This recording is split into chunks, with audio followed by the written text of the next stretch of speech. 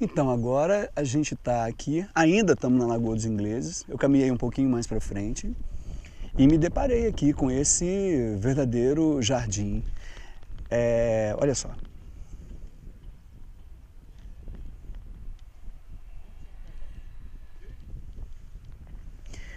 E aí eu já quero aproveitar o fato desse amarelo estar aqui gritando diante de mim e outros tantos tons, assim, um vermelho ali na frente, para dizer do grupo das angiospermas. Porque, via de regra, as pessoas sabem, né, que angiospermas, o grande diferencial das angiospermas em relação ao grupo anterior que eu descrevi, das gimnospermas, é a presença de fruto. Né? O aluno geralmente memoriza isso, o fruto é a grande aquisição evolutiva das angiospermas, indiscutível. Mas existe um dado que a gente precisa levar em consideração, muitíssimo importante, que é o seguinte: é a diversidade de espécies de angiospermas. Moçada, aqui no meu entorno, excetuando, pelo menos até onde a minha vista alcança, excetuando o pinus, que é o pinheiro, nossa, não tinha visto. Atrapalhei o descanso aqui de uma verdadeira família de capivaras aqui. Então vamos ficar mais quietos pro lado de cá. Mas excetuando os pinheiros, tudo o mais que eu estou vendo aqui é angiosperma. Tudo o mais é angiosperma lá naquelas montanhas, as árvores, excetuando os pinheiros. Então, já se sabe que do total de espécies vegetais no planeta, angiospermas correspondem a mais de 90% das espécies vegetais. Mais de 90%. E aí é inevitável se fazer a pergunta, né? Mas aqui a gente pode atribuir tamanho sucesso, né? Tamanha diversidade, porque quando a gente fala de diversidade, a gente está falando de genética. E quando a gente está falando de genética, a gente tem que ir na origem, né? Afinal de contas, que fatores contribuem para essa diversidade genética? E o grande fator, no caso das angiospermas, é que elas investiram pesado no sexo, na reprodução sexuada. Elas investiram pesado terceirizando, né? Buscando na natureza elementos, organismos, que ela pudesse estabelecer uma parceria. Ela oferece alimento e, em troca desse alimento, esses organismos favorecem a polinização, favorecem a chegada do grão de pólen na estrutura feminina. Enquanto no grupo das gimnospermas era basicamente o vento, agora você tem insetos, você tem aves, você tem mamíferos, você tem répteis, você tem uma série de animais favorecendo esse encontro, mas não é uma atitude altruísta desses animais. Esses animais, na verdade, buscam alimento nessas flores. Então, aqui do meu lado, por exemplo, e muito importante, né? Não adianta eu oferecer alimento se eu não fizer a propaganda que eu ofereço. Então, quando você vê isso, quando você vê essa cor, é porque elas estão sinalizando para os animais: poxa, pode vir aqui, pode se servir aqui, que aqui tem alimento disponível. Me aproximar um pouquinho mais aqui. Talvez a gente até se depare com algum inseto vindo aqui buscar. Mas enfim, vejam bem. Observem que design assim fantástico. Por exemplo, aqui, grosseiramente, eu já posso apontar para vocês aqui, olha, estruturas masculinas nessa flor. Esses aqui são os estames, aqui dentro está repleto de grãos de pólen.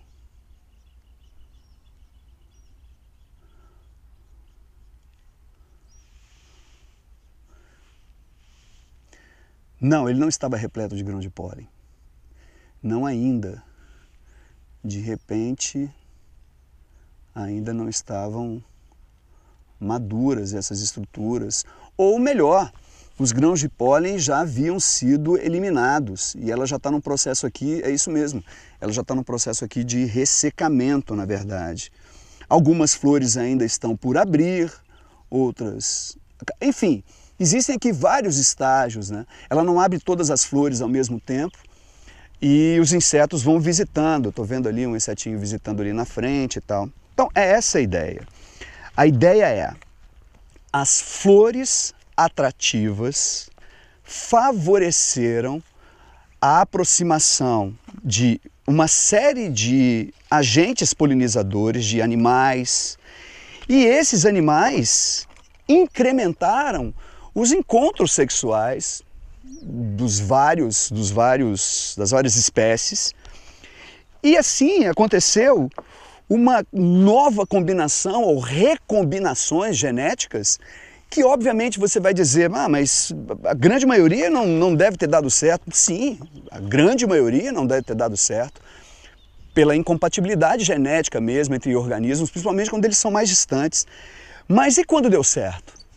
É preciso considerar que são milhões de anos, né, em que essas tentativas, ensaios e erros levados por inseto daqui para cá, de uma flor para outra, essas tentativas foram sendo feitas e quando bem-sucedidas, está aí um número que a gente não pode considerar. Mais de 90% das espécies de angiospermas, das espécies das plantas, são angiospermas. Então a gente tem que tirar o chapéu para esse grupo aí. Tchau, tchau, capivaras. Então é o seguinte, sucesso evolutivo das angiospermas, a gente obviamente pode atribuir ao fruto, mas a diversidade genética, a diversidade de espécies que a gente vê nas angiospermas, isso sem dúvida nenhuma é atribuição de uma excepcional estratégia de oferta de alimento, atração de agentes polinizadores e propaganda muito bem sucedida, que é essa propaganda que eu já apresentei aqui para vocês. Isso culminou nessa gigantesca diversidade de espécies. Agora, se a gente está falando de sucesso, boa parte dele a gente vai atribuir, obviamente, a essa diversidade, e é claro, uma parte dele está associado com isso aqui do meu lado.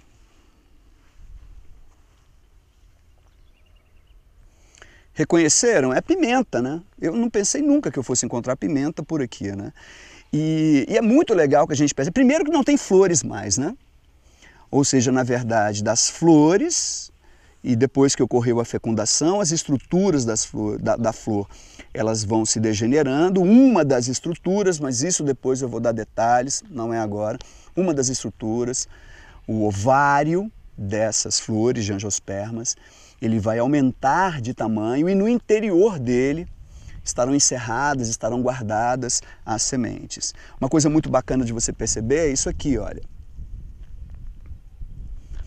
A tonalidade verde é muito bacana, está informando para os animais ao redor que não é o momento ainda de comer. Veja bem, cuidado, né? Biologia não é ciência exata, então não vamos generalizar, mas via de regra, a tonalidade verde é entendida pelos animais como, opa, não é o momento. Esse fruto, se for, por exemplo, comido agora, qualquer outro fruto for comido verde, ele é impróprio, ele tem um sabor que é desagradável. Então o animal aprende que o verde não é interessante. Mas quando ele se apresenta vermelhinho, quando ele se apresenta em tons, né, laranja, amarelo, as espécies aprendem que, opa, é a hora de ingeri-los, né? Então também é bacana que fique claro para vocês que o fruto, né, carnoso como esse, que é um fruto, vou até tirar aqui a nossa amiga e vou abri-la aqui. Esse fruto carnoso, suculento, ele vai guardar, olha aí, ó, no interior dele, as sementes. Então estão aí as sementinhas. Estão aí, ó. Qual é a ideia? O animal que comer isso daqui, mesmo que ele mastigue algumas dessas sementes, nem todas elas serão mastigadas. E se nem todas são mastigadas, um bocado delas vai ser eliminado com as fezes. Como o animal está andando pelo campo aí, está andando pelo terreno, ele vai dispersar essas sementes a uma certa distância da planta-mãe. E ao dispersar essa semente distante da planta-mãe, a estratégia dela funcionou. Então a ideia é essa.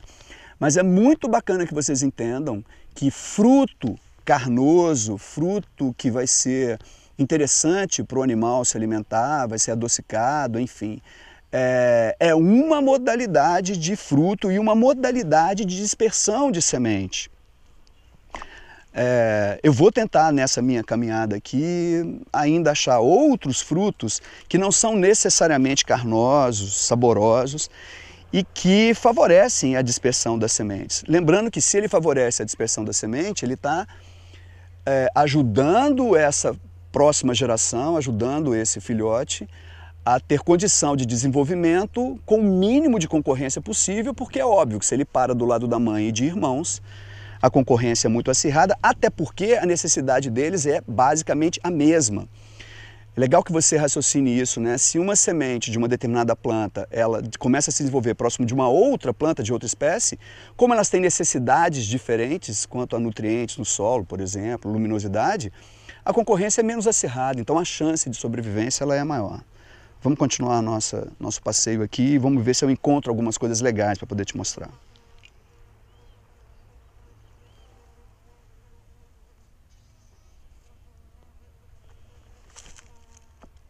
Você ouviu o barulho? Ouviu o barulho? Uma gigantesca aqui, ó, um gigantesco inseto.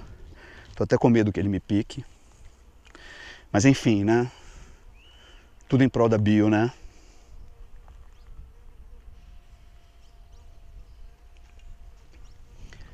Já encontrei. Olha aqui que legal.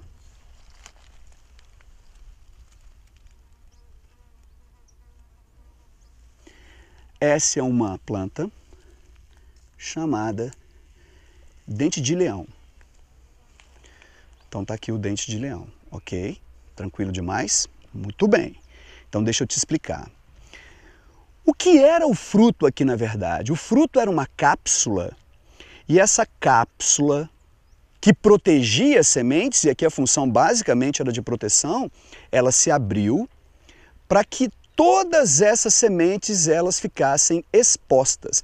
Aqui o que você está vendo é um punhado de sementinhas. Como é que essas sementinhas elas serão dispersas? A mesma estratégia utilizada pela Gymnosperma pinus que a gente viu ali atrás. Elas vão ser dispersas em função da ação dos ventos sobre elas. Está ventando um pouquinho, mas talvez não seja suficiente para poder dispersá-las. Eu vou dar uma ajuda.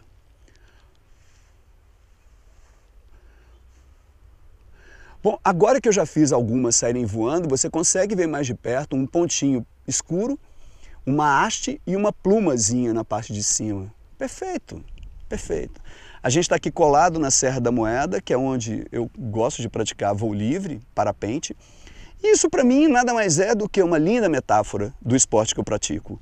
Isso é para mim um belíssimo parapente.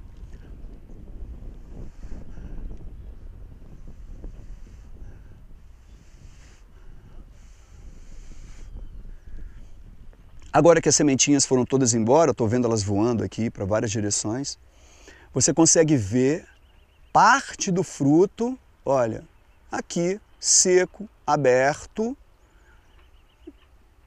para que elas fossem embora. Então veja bem, é uma angiosperma, o fruto não é um fruto como você esperava, é um fruto seco. E a função de dispersão aqui, na verdade, a própria semente abraçou. A própria semente tinha uma estrutura que favorecia a dispersão dela. Então, tranquilo, é isso. Bora caminhar, deixa eu ver se eu encontro outros exemplos. Simplesmente genial. Estou me deparando aqui com uma árvorezinha, ainda muito pequena, mas que já produziu suas flores. Já ocorreu aqui a fecundação em alguma delas. Os ovários dessas flores já se desenvolveram. E olha que coisa linda aqui na minha mão. Olha isso aqui, ó. Olha isso aqui. Olha os ovários desenvolvidos. Os ovários desenvolvidos formaram essas vagens. A vagem, e essas estão bem flexíveis, né? Porque estão muito ainda imaturas. Você consegue inclusive ver nitidamente as várias sementinhas no interior delas. Essas vagens, então, são fruto dessa árvore. Você consegue se lembrar de outras plantas que se reproduzem e que têm frutos na forma de vagem? Já vou te ajudar numa coisa aqui. As leguminosas, que pertencem a uma família específica de vegetais, elas têm por estratégia essa reprodução utilizando vagens.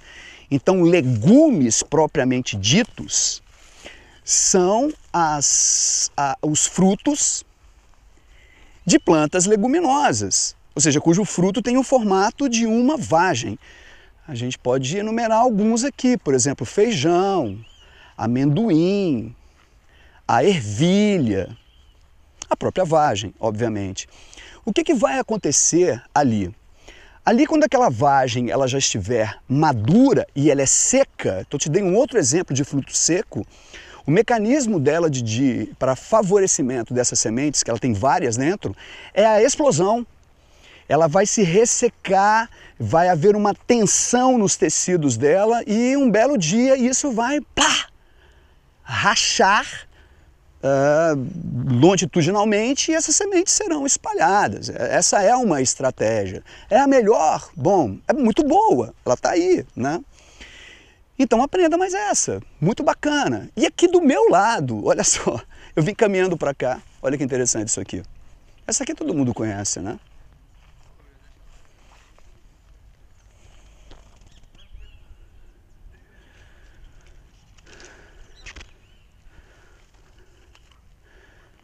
Bacana demais, a gente está diante de uma goiabeira. O fruto que você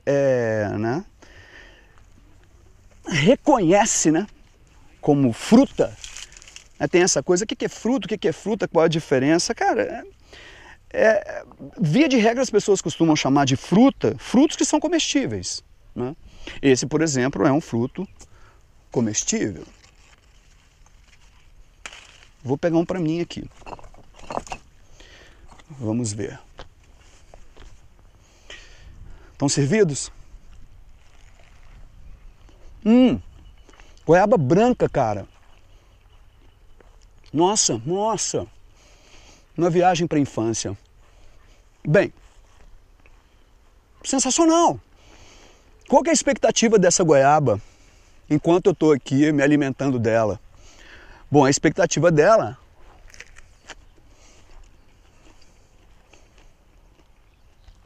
sementes que eu ajude na dispersão dos filhos dela. Está me oferecendo, nossa, uma polpa deliciosa. E o mínimo que eu posso fazer é ajudá-la. É bem verdade que eu estou engolindo as sementes, então eu não preciso nem desenvolver com vocês como é que será feita essa dispersão. Mas tá aí, cara, eu vou dar uma moral para ela. Eu vou dar mais uma mordida.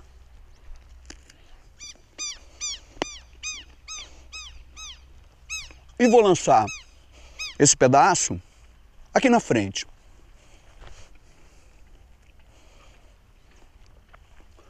Muito provavelmente um bichinho aqui da margem, talvez uma capivara, vá até ali e coma. E a capivara faz então um trabalho que eu não vou poder fazer. Pelo menos aqui não. Então vamos continuar aqui a nossa caminhada. E olha o que aconteceu agora. Lembra que eu abri aquela pimenta lá atrás? Eu abri a pimenta, entrei em contato com, com as substâncias dela, não lavei a minha mão e nesse momento eu estou com o meu lábio apimentado. Eu curto um pouco de pimenta, para mim tá tranquilo, ou seja, eu comi goiaba temperada com pimenta. Delícia.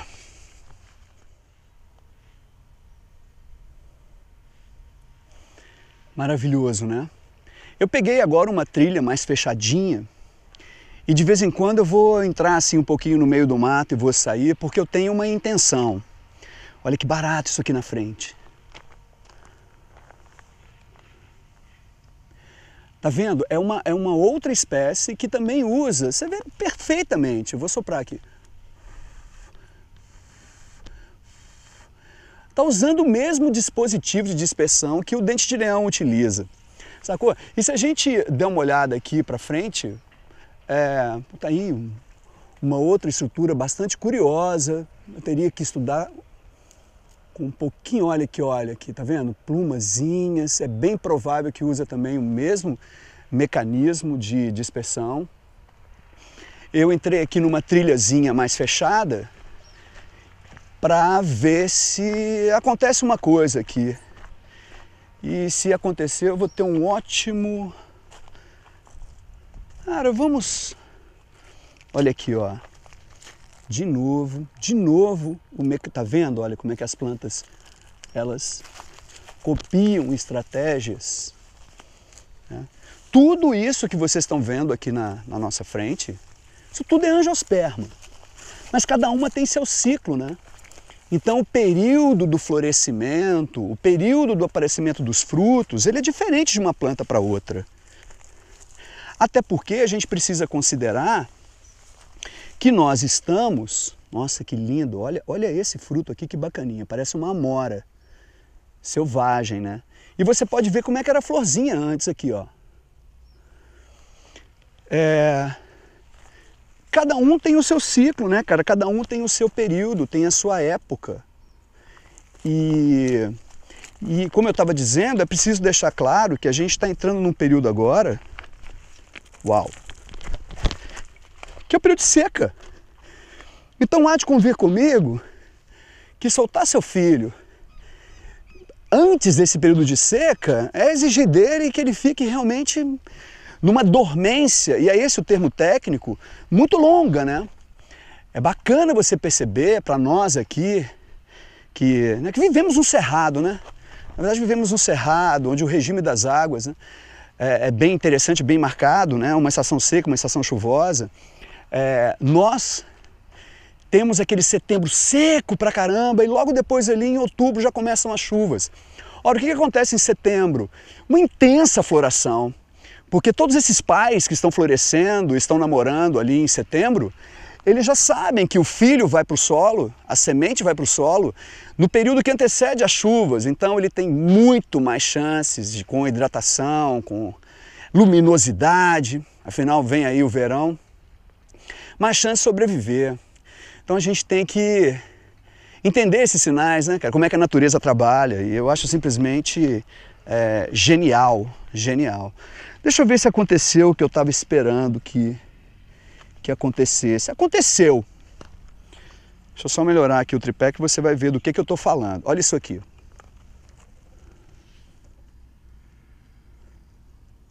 Ok? Olha. Olha.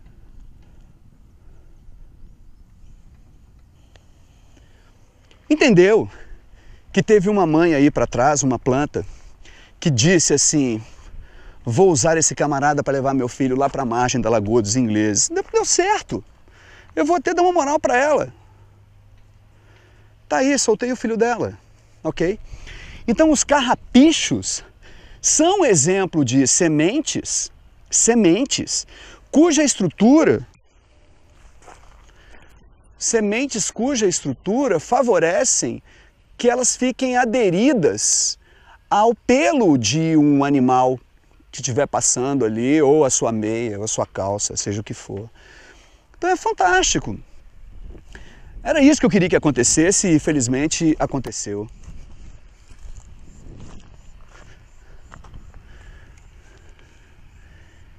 E eu vou encerrando aqui o meu passeio à margem da Lagoa dos Ingleses, dizendo que foi muito bacana caminhar por aqui. Seria ótimo que vocês estivessem juntos comigo, até poderiam tá curtindo esse dia muito bonito. Esse silêncio, né, apesar de algum som de construção ali ao lado, mas isso aqui já está de bom tamanho, ouvindo ainda os animais, isso aqui, esse contato com a natureza, eu sempre os estimulo a fazerem, porque a gente volta para a nossa essência, né? Como eu já disse em um vídeo meu aí, eu me sinto mais humano quando eu estou em contato com a natureza. Os sentimentos assim mais primitivos em mim, eles afloram. E são bons, são sentimentos legais. Então é isso.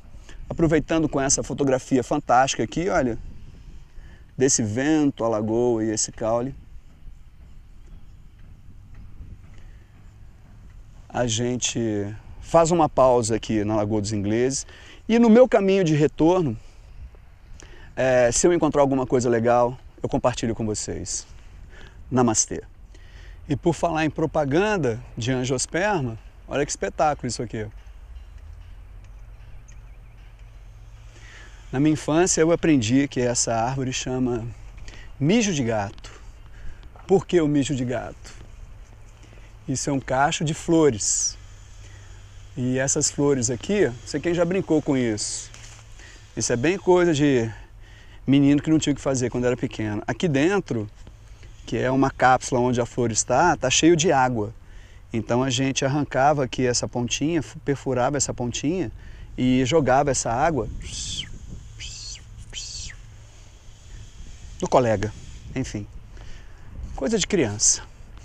E aqui é muito bacana, eu vou trazer essas flores aqui para perto de nós e vou te mostrar que em algumas dessas estruturas masculinas aqui, ó, são essas hastezinhas, ainda há pólen dentro. Então eu vou tentar pegar um pouco de pólen aqui para a gente poder brincar. Deixa eu ver aqui, ó.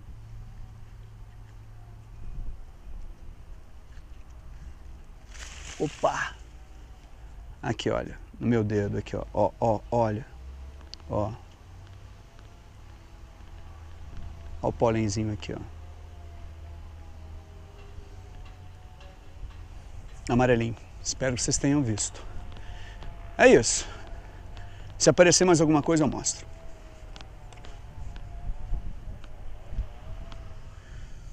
Pronto, agora me deparei aqui com um lírio muito bonito.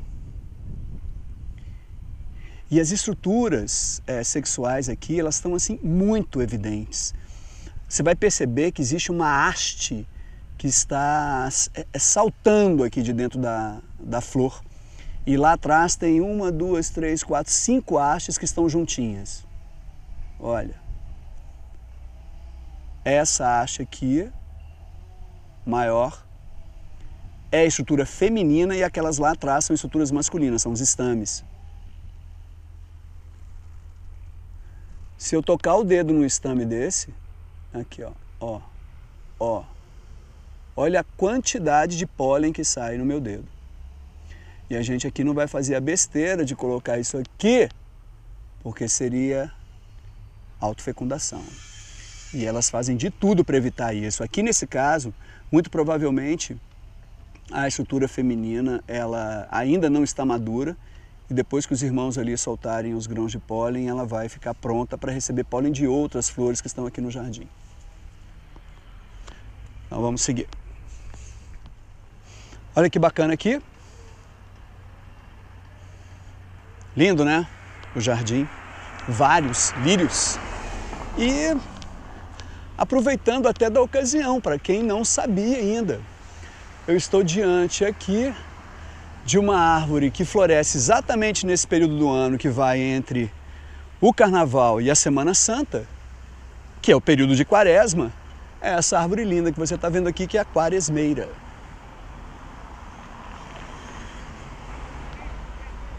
As flores têm esse tom. Olha que estrutura feminina, olha. As flores têm esse tom, né? Roxo, arroxeado. Nossa, tá lindo ali em cima o buquê. Vou trazer um pouquinho para perto da gente. Olha que linda aí, as estruturas masculinas e femininas. A haste feminina aqui embaixo e os meninos aqui na parte de cima. É isso, é isso. Lá, aquela árvore. Olha isso, olha isso. Love is in the air. Moçada, encerrou, agora encerrou. Namastê. Foi muito bom para mim, espero que tenha sido para vocês. Tchau, tchau.